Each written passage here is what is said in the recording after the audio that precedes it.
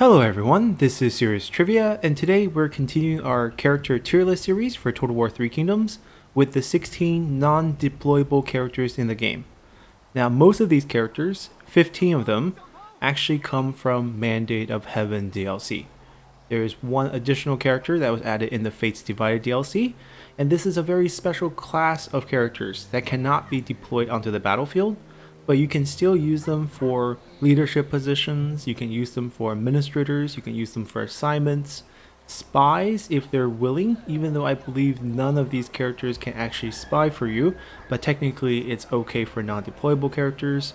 You can also use them for just sitting on the court if they have any sort of faction-wide bonus or penalties in most of these cases.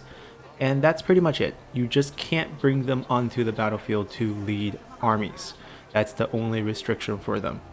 So we're going to be doing the same thing as we usually do with these tier lists. We're going to go into game actually to take a look at these characters since, like I said, 15 of them exist in Mandate of Heaven, so it's actually pretty easy to take a look at them with the starting faction for Liu Hong. And then we're also going to take a look at his son, Liu Xie, who was added in Fates Divided. And then after taking a look at how strong these characters are, we'll come back and rank them here. So let's hop onto it to Mandate of Heaven. So here we are in Mandate of Heaven with Liu Hong start. And we can see that within the character list, we have this non-deployable characters list, starting with the Emperor himself, all the way down to the 10 eunuchs, which is actually 12 eunuchs. And there's one extra character here that the game added pretty ahistorically. And then we also have the Empress and the Emperor. We will not find Liu Xie in this start unless you wait until he comes of age, because he does start out as a little kid. Now the version that comes of age here in the game for the 182 start is going to be without his unique sword. So I'm not going to actually showcase him from the 182 start. I'll showcase him from the Fates Divided start, which is when he was added. So enough about that for now. Let's first introduce our roster of characters. We'll start with the Emperor. So Liu Hong in the 182 start, you can see is a commander with a very generic commander tree. And that's pretty important because you know exactly which skills will provide bonuses. Flexibility, dignity, nobility, and understanding. So we can expect to get redeployment discount, we can expect to get faction support, we get one extra assignment and +1 rank for all recruits, and that's all we're really getting from his skill tree. You can get a bit more authority point added, but he has so much authority point in the beginning that you're really not going to get any more satisfaction from him as a character. You're getting the 13 points, and even if you max it out, I think it stays at 13. It might go to 14 if I misremembered, but pretty much the idea here is he starts out at near maximum authority thanks to his base stat from his background and his armor. So let's take a look at those first. His background, the Inconsistent Emperor. We're looking at only 60 points of stat, with most of it in Resolve, which is actually completely useless since he cannot be on the field, his health does not matter. He can never be administrator because he starts out as a faction leader. So both of these are pointless, and this 30 point is completely down the drain. 10 point of instinct, same thing. He can't be in an army, so damage and recruitment cost discount mean nothing to him. The 20 point of authority is really all you get from his background bonus here. And you get +3 morale faction wide, so while he can't lead men onto the field, he can provide a little bit of morale boost for the rest of your men. And you get 200% income from family state. This is probably the only bonus that's significant on him, because this means you will start out with 4,000 extra income per term, since the base income for family estate is 2,000 for every single faction. And this is really meant to balance out some of the penalties you receive from your faction because you have unit characters, which we'll get to very quickly. Now his trait, nothing really too helpful here except for indecisive. It lowers his own experience and also harms his authority. Now with the new faction council mechanic, you can probably reroll this quite easily because it's considered a negative trait with -4 authority. So this might be gone, but for the beginning part, +10 cover cost for enemy spies does help balance out some of his issues from his armor, which we'll look at after the traits. He has cordial, useless because he can't be administrator. Distinguished, quite useless as well. We talked about his armor, now let's take a look at it. There is 80 points of authority on his armor. So this is the reason why he has such high authority, and not only that, the armor plus 8 points of public order faction wide. That is also very helpful, but makes him very trusting. It's very easy to spy on his faction with minus 10 cover cost and minus 10 undercover network cost, but with Indecisive, you actually can erase away the cover cost portion of this debuff, and it's pretty much only minus 10 undercover network cost for enemy spies, which still is not a great thing, but potentially you can just be very careful with who you recruit, and you can definitely overcome this bonus. Overall, he's just a generic commander with extra bonus to family state, a bit of public order and morale boost, and very, very high authority, and the very typical skills here presented. We're not even going to take a look at any of the active skills. It absolutely does not matter because they can never be on the field. Now moving on to the Empress, we have Empress He, the subtle manipulator. So she's going to give you something called Dynasty Influence. This is unique to Liu Hong's faction. We're not going to really talk about this, even though this should be in your mind when thinking about ranking, and this is usually a good thing. You want to minimize bureaucrats, you want to maximize either Dynasty or Warlords, or a mix of both, and 5 point is a lot. Usually it's 1 point, 3 point, or 5 points, so this is on the high end of things. You also get one extra spy position, and from her armor, you can see that she will actually increase the faction-wide cover cost and under network cover cost for the spies by 5 points each, faction-wide, without her being in any position. So she's a very flexible character where she does not need to be your heir or prime minister to have these effects. Just having her really balances out her husband's weaknesses, because now you're technically only losing 5 points for undercover network costs, but you're also increasing the enemy cover cost for all their action by 5, so it's quite nice. Her traits, while they can be useful because you could make her administrator, it's not typical that you will make a Vanguard administrator because this is a standard Vanguard tree. So once again, not too many faction-wide bonus, one extra army, minus 25% redeployment costs, increase some damage. These are all not applicable because you can't have any units on them. So as you can see here, there's really not much you can do. A little bit of extra faction support, and that's about it. So these are not good leadership role characters as vanguards, and when you're non-deployable, your options are rather limited, but it's pretty good to see that her bonuses here on her armor are just faction wide. There's no conditions to them. And over here, the one extra spy, you might be able to lose that. And the dynasty can be anywhere on the court. It doesn't have to be in one of the prime minister roles. You can be part of the 9 ministers and still receive that bonus. So things like minister of the imperial clan or imperial household, actually clan. This one requires a family member, and she definitely is one, so you could definitely consider that. Now that we covered both the emperor and the empress, we can talk about the so-called 10 eunuchs, which has 13 members in total in game. This is not a mistake. Historically, this group of very powerful eunuchs were referred to as 十常侍 in Chinese, which translate to the 10 eunuchs. And it's a bad translation. 十 means 10, that part is correct. 常侍 does not mean eunuchs. The actual name in Chinese is abbreviation to start with. 十 means 10, there's nothing wrong with that. 常侍 is short for 中常侍, which is the name of a court position. 中常侍, if you break down the characters, 中 means center, mainly just infers that this position is someone who is close to the emperor. 常 means frequent, means you are frequently near the emperor. And 士 means service or servant. So on paper, 中常侍 is someone who is always close and serving the emperor, but you would think that maybe this is a perfect description for eunuchs, but in reality, at the start of the Han Dynasty, and picking up from even the Qin Dynasty before that, this position was not designed for eunuchs. This position was defined for regular court officials and sometimes even generals, for someone who is always close to the emperor and providing the emperor with advice. It wasn't until the Eastern Han Dynasty, which is probably within 200-year time frame of the game start date, that this position was started to be given over to the eunuchs.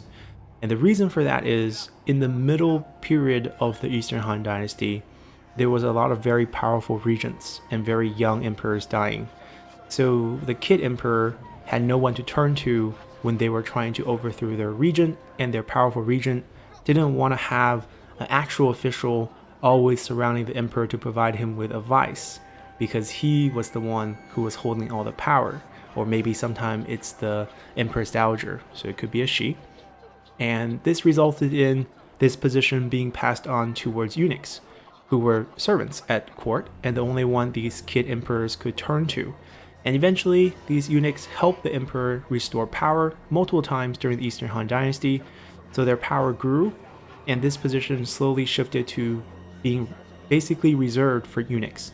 And it was standard up until Emperor Liu Hong here that you had 4 zhongchangshi who served the emperor. But Liu Hong is another very special case, because he was not the son of the previous emperor. The previous emperor did not have any sons. He was a distant relative, or a close relative, to the imperial bloodline, and he was picked to be the next emperor.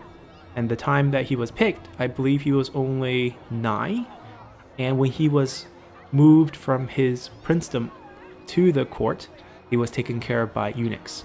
So he really trusted them.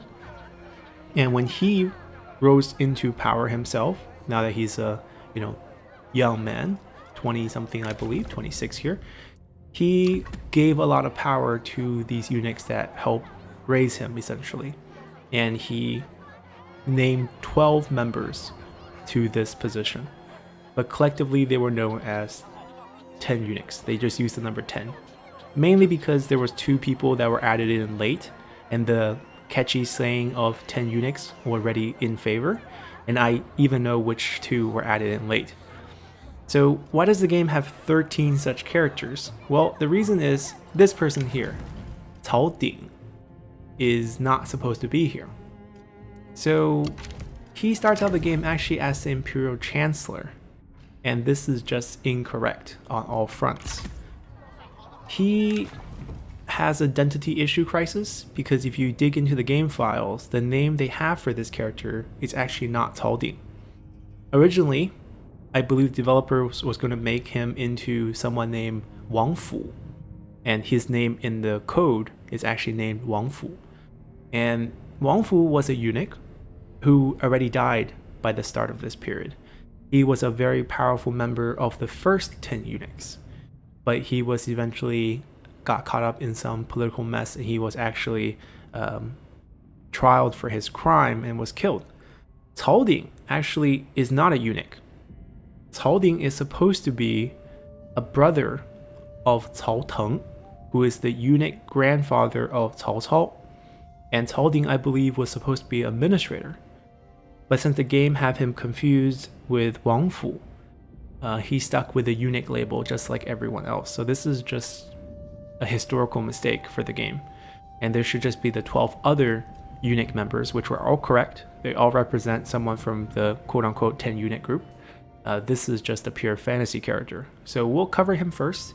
He has no unique background, which, kind of strange for a character who they make into Chancellor. His armor is standard for all the eunuchs, except for he gets 5 extra points, because you can tell his armor is going to look a little bit more fancy with a very nice hat compared to everyone else. So he's going to have 55 points on his armor instead of the standard 50, which is 10 to everything. Traits, the only thing you really need to look at here is any faction-wide potential, any administrator potential, and there's really nothing good here because he can't go on the battlefield. So Perceptive's 10% extra capture chance, meaningless. Vanguard, not that many good options for faction-wide bonus. So overall, pretty terrible character. And then let's introduce the other quote-unquote 12 eunuchs or 10 eunuchs, depending on which versions. We'll go just by the order that they have here. Xia Yun, financial genius. So we get 10% income from family estate. So he was just in charge of funds. He wasn't really that big of a financial genius. I think he did propose an idea for the emperor to sell government posts, which I don't think is a genius idea, but regardless, he gets 10% extra income from family estate. This is a pretty interesting bonus. You can make him into one of the prime minister position to receive this bonus. The issue here is 10% of a set 2000 value, so it's going to be worth 200 on turn 1, and it's also going to be worth 200 on turn 100. You can't increase base family estate value, so it's not that useful actually, and we can pretty much disregard this. Armor 50 point. Eunuch, in terms of eunuch as a trait, you get -4 authority, you get +3 bureaucratic influence. These are all penalties. You get -1000% chance for having regular kids and illegitimate kids, because cheating is a thing in the game. You could actually have a kid of someone else. -1000% seems overkill, but that's because there's traits like fertile in the game. So for example, if they only coded in 100% and you forced him to marry a girl with fertile, which increases 50%, you could have a eunuch who has a kid. And castrated males can't really do that, so to play it safe, just have 1000% here. The worst thing about eunuchs is the 10% extra character salary increase for all characters in your faction. This is very punishing for you, and that's why Liu Hong's campaign is difficult, because you start out with 13 eunuchs, and that makes your characters very, very expensive, but it also gives you quite a lot of food, because you can see you get +2 food per eunuch, and that's pretty much sustaining everything you have here. The other traits, nothing really impressive here. No faction wide to really consider utilizing their unique backgrounds here. And as a strategist, there's really nothing on the tree that supports having him as a faction wide character, because you had +1 army from reach and you get +1 trade agreement, and I think that's it. There's nothing else you can get from the strategist tree here. Then we have Li Song, who is not significant as one member of the 10 eunuchs, a rather historically insignificant member. Partisan is a generic trait, base value of 15 points of stat, +10 military supplies. Really nothing to talk about here. Nothing stand out even from the trait. He is once again a vanguard, pretty useless for a non-deployable character. Then we have Duan Gui, who is once again going to have a semi-unique background here, which is also a little bit confusing because you also have the bandit character, which was not, the generic bandit characters with the same name with a different bonus. You get 100% income from looting. This is semi-unique because he gets 30 points. I have no clue what he did historically to deserve this. Not a lot was written about the individual 10 eunuchs unless you were the higher ups or you did something special. In this case, I don't believe Duan Gui did anything special. This faction-wide bonus is not terrible. 100% income from looting settlements can add up through the course of a campaign if you play aggressive expansion, which could be your playstyle as Emperor Liu Hong, but it's unlikely. And add on the fact that he is a vanguard with a bad skill tree, and cruel, which punishes your public order but increases your peasantry, so there's a trade-off here. He does provide a possibility, right? It's not 100% useless. Cao Ding we already talked about, so we can talk about Bilan, who has a unique background of architect of the Southern Palace. And this is semi-unique with 15% construction cost discount. And he in fact is the 11th person to become one of the 10 eunuchs, to become, top 12, making the nickname of 10 eunuch 12 members. And the reason why he was added late is because in the year 185, I believe, there was a fire in the Imperial Palace and the Southern Palace burned down. And Bilan, his job at the time, I believe, was Nieying Ting, which meant he was responsible for taking care of the silkworms and there's maids that make clothes, silk in the court, and he was in charge of that. So you can think of him as sort of a workshop leader, and he was put in charge to rebuild the Southern Palace. That's why he has this title in the game. And it's very interesting that you get this -15 because it's actually a pretty big bonus. Add on the fact that he also have creative, so it's really a 20% discount to all your buildings, which is quite nice. Clever, resourceful. The armor's nothing special. The only drawback is that he is a strategist, so there's not that many bonuses. And in fact, we're going to see another character who can do his job a lot better very, very soon.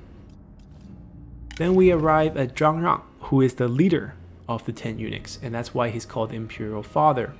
Mainly because Zhang Rang and Zhao Zhong were 2 eunuchs that really took care of the emperor when he was little and just arrived to the court. So the emperor actually once said, Zhang Rang, 如我父, is like my father, and Zhao Zhong is like my mother. So that's why they have this nickname here in the game. 10% to commerce, decent, but you can see similar bonuses with generic characters of other classes who are not eunuchs. So you can probably find a better use than having him just for this bonus to be faction leader. You can note that he is a commander, so you will get these 4 traits, which are pretty helpful. But overall, not really, worth the price of the eunuch. The 10% of character salary is going to hurt you a lot more than the 10% from commerce will help you. Then moving on, we have Han Kui, once again, an insignificant member of the 12. We have Magistrate, a generic background. This is from the commander tree. So you can find a commander who's magistrate with the same exact bonuses, same exact tree, and no eunuch. Therefore, terrible. Then moving down to Zhang Gong, we have another insignificant member with a generic background. But farmer background is actually pretty useful in game because the agriculture development assignment is quite helpful in the early game to build any sort of green building upgrades because it will shorten the time by 2 turns. You also get 100% food from the commandery where you built this, so it is actually quite rewarding to use him for assignments at least early on. Basically, if there's anything useful for them, we'll mention it now, and you can definitely use them in the early game as you get rid of the other eunuchs first. He has some interesting traits, but unfortunately because he's not going to be on the battlefield, these will not really be useful at all. And then we have Song Dian, architect of the Jade Hall. So in 186, as the South Palace is getting constructed, Song Dian was put in charge to build a brand new palace within this new structure or new complex called the Jade Hall. And the reason why the eunuchs wanted to build these for the emperor, one thing is to please the emperor, but another thing is this is an opportunity for the eunuchs to make a lot of money, since they can now contract different provinces for raw materials, and the contract price is usually set pretty reasonable. But once the material is delivered into the palace, these eunuchs would go nitpick and basically tell the transport team that your material doesn't meet our standard. So we're going to offer you 10% of the agreed price and keep the material here. And then they would go resell the material and pocket all the change. So all these big construction projects really, enrich the eunuchs, and they can also use their relatives who might be in these provinces to get cuts for these contract jobs. So it was just really corrupt scheme for them to build these palaces for the emperor. And the South Palace actually took years to finish because all the wood would just sit there as they get sold off and would actually rot. But in general, he was also a pretty talented architect. I think the emperor also asked him to build a couple of water pumps to help wash the road in the capital, as well as some colosses, bronze colosses, and bells to decorate the palace. So he was in fact, one of these architect or builders, and he was the 12th member to be added into the 10 eunuchs. He also has creative, so he actually total up to 20%, and he is a commander. So of all the characters here that are eunuchs, he's probably the only one that's worth the price tag of keeping this debuff, because you can find reforms that will drop character salary.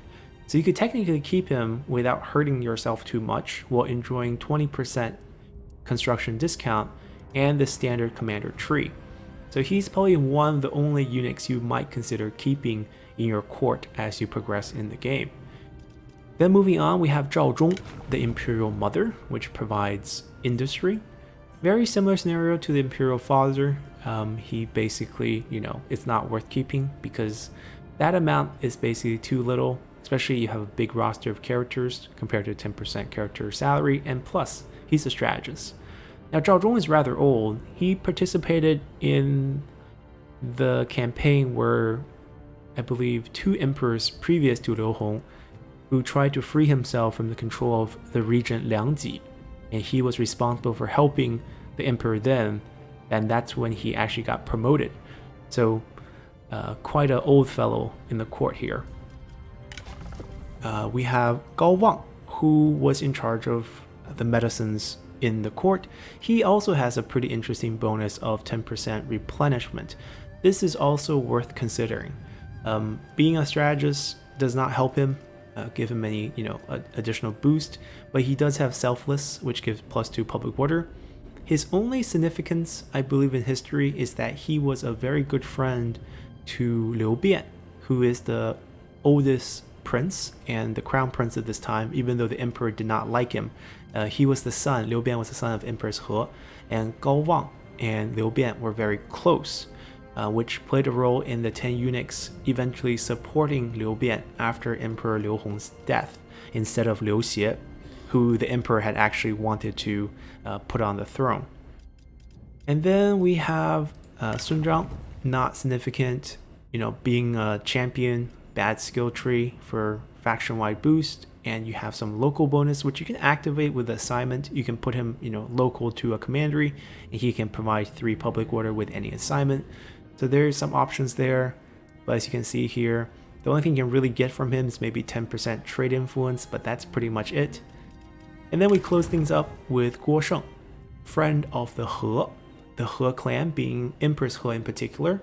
He is recorded in history to be coming from the same hometown as the He clan, and when Empress He first joined the court, she was a maid, and he was the one who set her up to have a chance to be slept by the emperor, eventually getting pregnant and elevated into a consort, and then eventually the 10 eunuchs collectively help her frame the previous Empress Song, to get her, pretty much killed, so that Empress He or Consort He can be elevated to become Empress He. So quite close to the Empress, and because of their relationship, Empress He was very hesitant to support her brother He Jin in killing all the eunuchs, because there were fellows like Gao Sheng who were very helpful to them.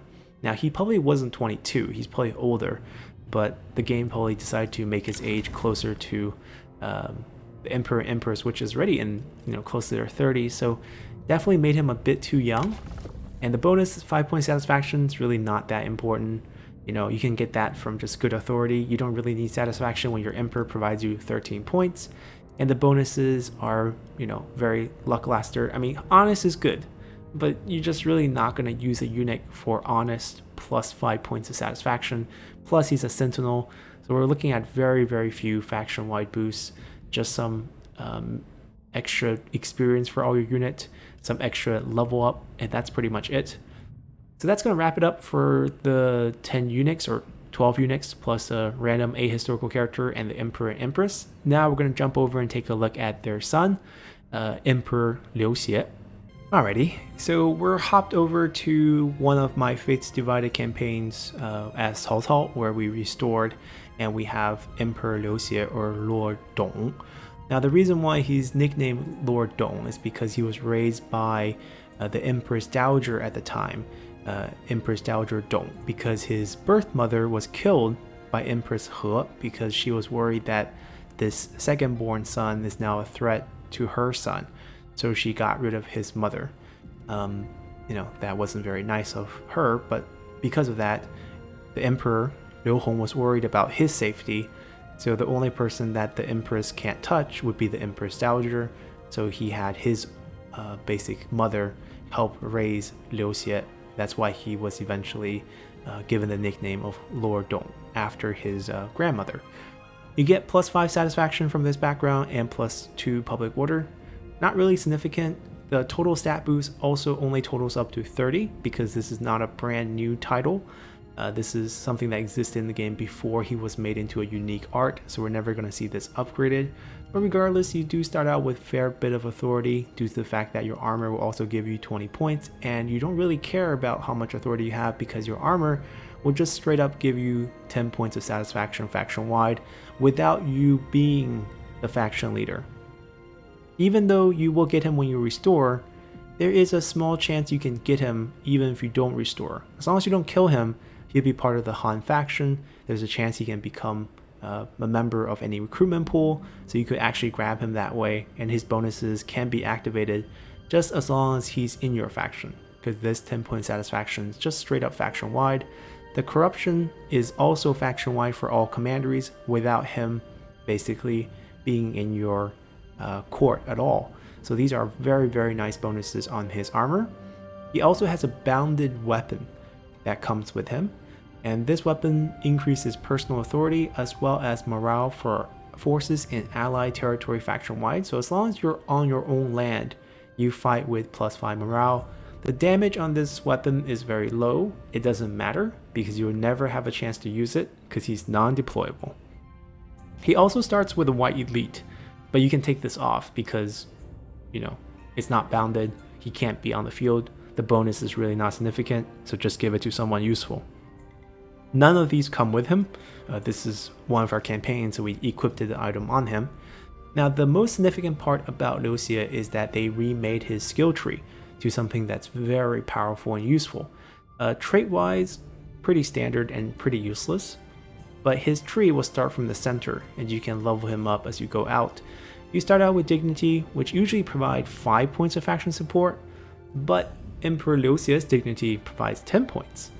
And then on the top here, we have Imposing, which is a faction-wide cover cost increase and undercover network cost increase for enemy spies by 15 points, without him being your leader, prime minister, or heir.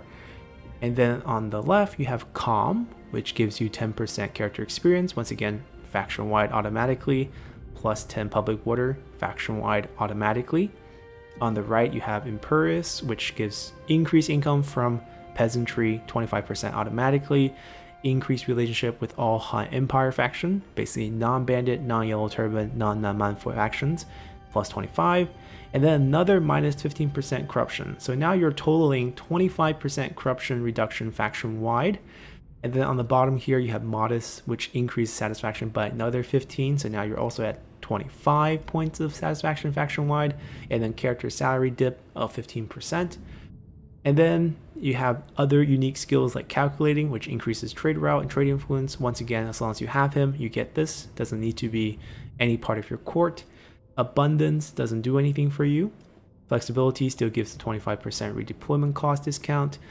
Discretion here gives increased chance, minus 10% chance of discovering and performing spy actions faction-wise, so your spies become a little bit more efficient and also saves them some cover cost. You still have the +1 assignment, +1 army, plus experience. This one's kind of changed to become +2 public order. Usually stability does not provide that. And then here we get minus 10% building upkeep, usually designed for administrators, but here changed to faction-wide for him. And then we also have +1 starting rank. So you can see here, Liu Xie is designed to be an excellent character in your faction. Doesn't need to be your leader. And the chances of him not being a leader is actually higher than you think. You can pick him up, like I said, from the recruitment pool if you don't usurp, or you don't restore if you usurp.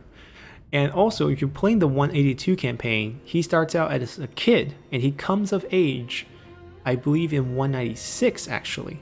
So if you're playing as Liu Hong's faction, or if you play as a faction that absorbs Liu Hong's faction, you'll end up picking him up as a non-deployable kid that comes of age in 196.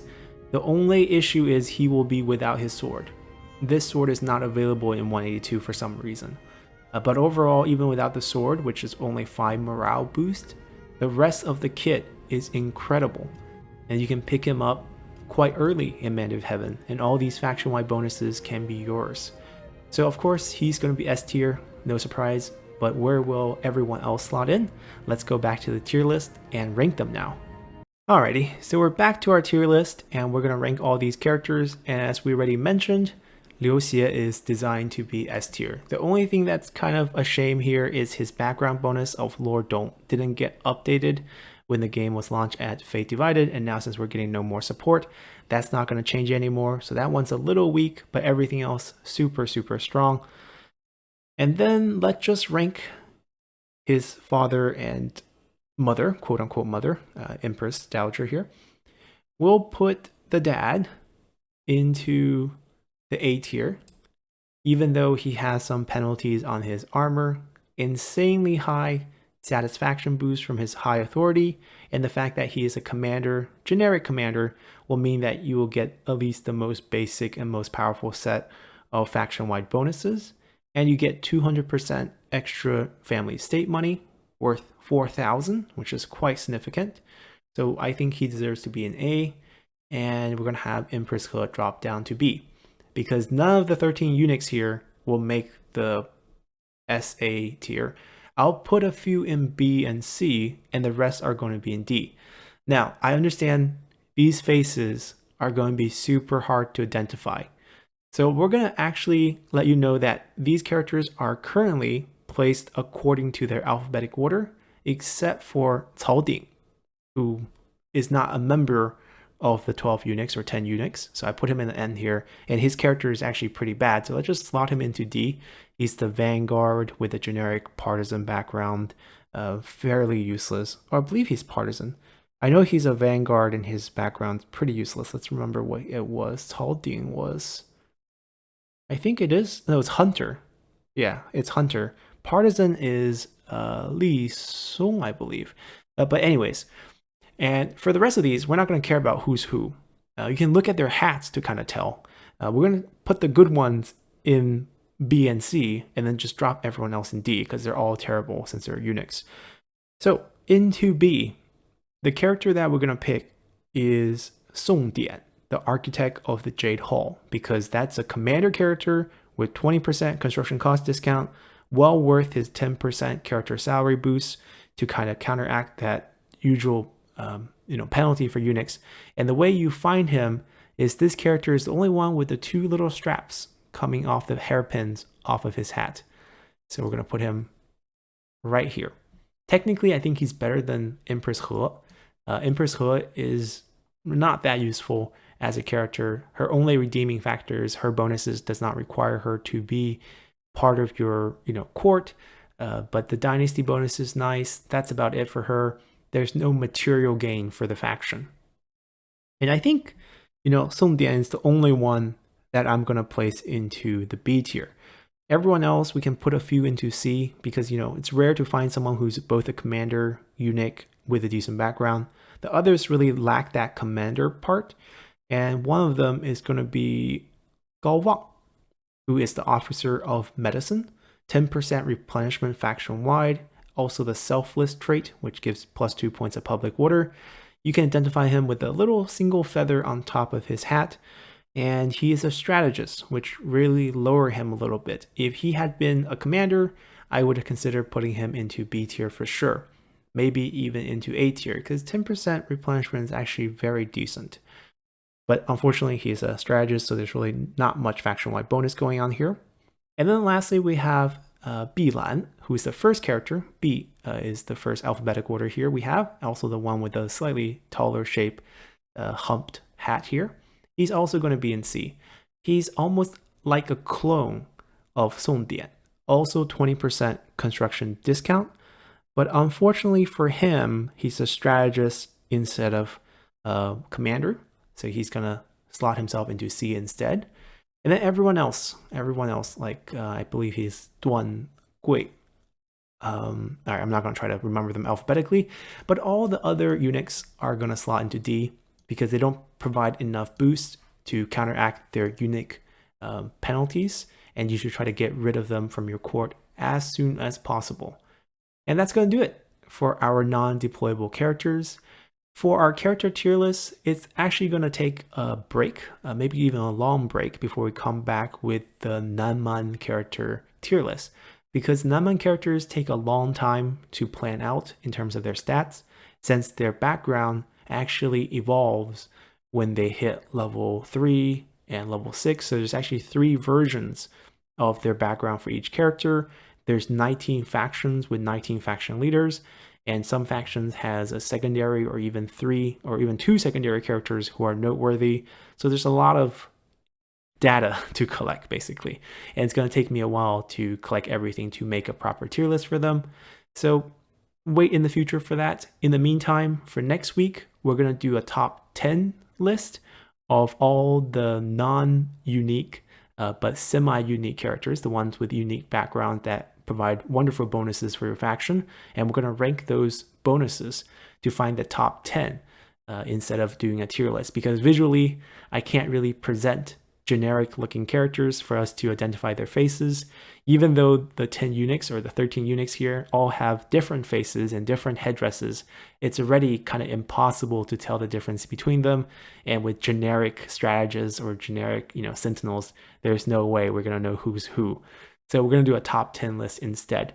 So hopefully you guys will look forward to that, and see you guys then. Bye.